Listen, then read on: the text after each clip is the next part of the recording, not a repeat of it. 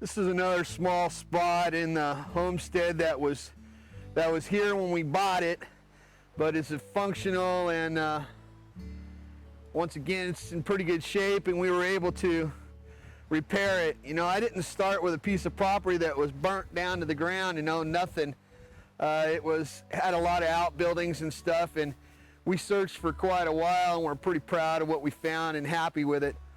So I'll explain.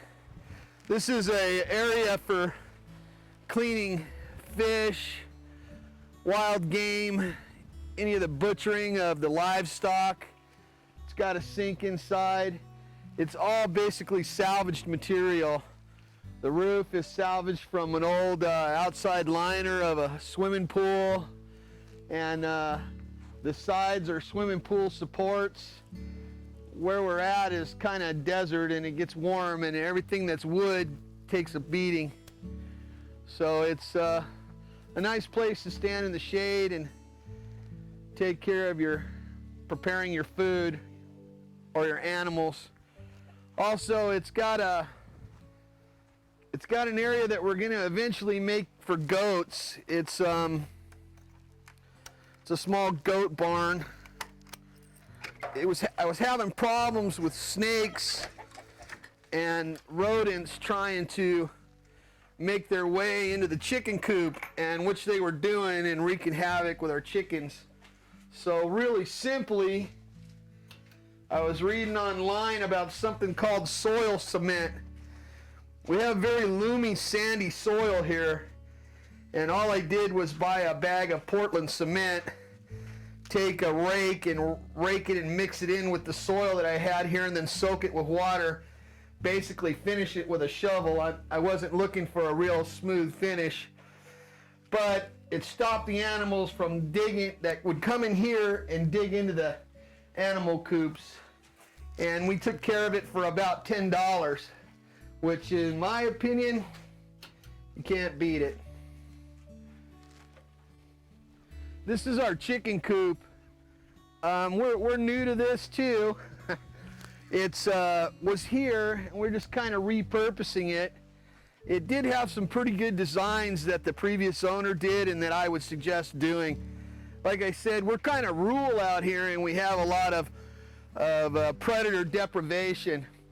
So if you look in the corner over here, there's wire underneath the dirt all the way around, which keeps animals from being able to dig in, and skunks and raccoons can really make problems with chickens. So it was what we had to start with, and it's worked very well.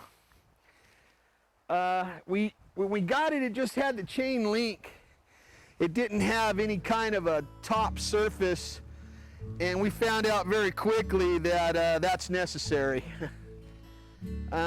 We lost 4 or 5 chickens to the hawks, and really quickly we basically used whatever we had laying around. You know, I'm learning that a homesteader doesn't throw away anything, so we were able to stretch over the top, and it stopped our predator problem, and our birds are doing a lot better. They haven't started laying yet, but we raised them from chicks, so all except for Mr. Rooster. Mr. Rooster was a rogue guy, and he found us. He kind of infiltrated our chicken pen. All right, guys, get out. Come on, get out of here. Get out of here. Get out of here.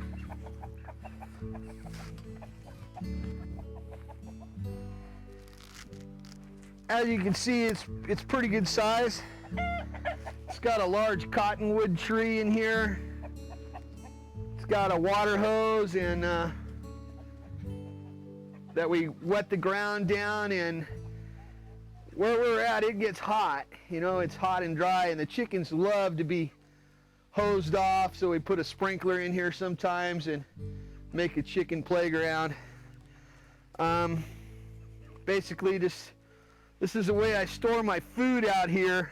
I had a plastic trash can, and the rodents ate a hole in the trash can and got into our chicken feed, and it's a bad idea to have rodents in your chicken feed. So I took a half a barrel, put it on the ground that rodents can't get through that, and then I put the trash can inside, and we keep our chicken feed in here. The chickens like it too. Scratch and commercial feed. Right now we don't have a garden, so we're not feeding the chickens as much garden waste, food waste as we will when we're here full time. We're just part-time right now. So the chicken coop, I customized it.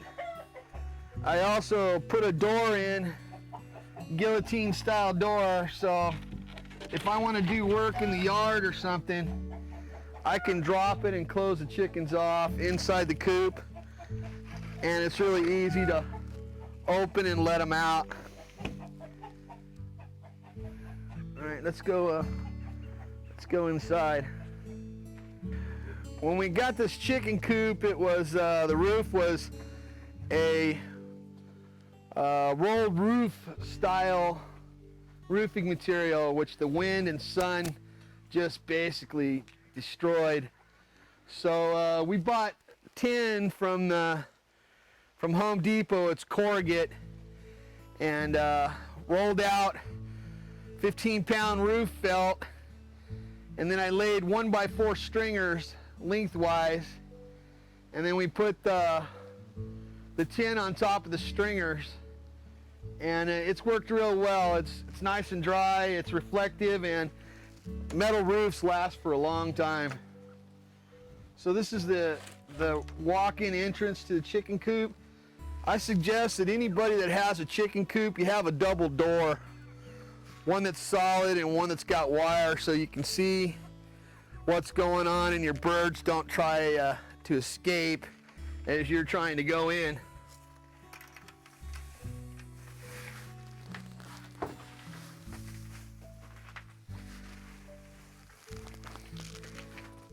This is the inside of the coop. It's all salvaged wood. The bottom of it was pretty beat up, and I guess the previous owner wasn't as worried about rodents as I am, and so it was pretty beat up on the outside. But I just went in and put 2x4s in and put those are basically pallets. Pallet material all the way around the outside. It has ventilation because the birds need ventilation. The perch area is on a hinge, so it goes up and down, and I can hook it up for easy cleaning. These are my nesting boxes. They're not nesting yet, but you need to have nesting boxes in the coop so they can get used to them. They're 5-gallon buckets, which I salvaged. Some OSB salvaged. Some scrap wood, and I threw it together. I cut the bottom of the bucket, give it a little lip here so the nesting material doesn't fall out. But if you want to clean it, you can basically just pry the lid off like that. Take your hand out, sweep out the straw, then when you're done, just pop it back on. It's another idea. It's not my invention. It's another idea that came from YouTube, but great idea, very functional, and you can see it works good. On the floor of this, it had an old wooden floor that's really in bad shape, so I was able to salvage some. I'm constantly looking for building material online through neighbors, and I got sheets of plastic. It's 1/4 inch thick by 4 by 8, and it's a polyvinyl, and I laid it on the bottom. It makes it real easy to get the droppings off. As you can see, they don't stick, so you can basically just sweep them off, pick up your straw with the droppings contaminated, take it over and put it in your compost, and then you got the fertilizer that you need to make the compost work. But this is it, And the chickens are pretty happy in here, so. All right, well, that's it for this little video. And I'm pretty pleased with what's going on, but if you've got any information or any suggestions to make my life or my homestead easier and better, like and subscribe. This is Brendan Ferguson saying thanks and see you next time.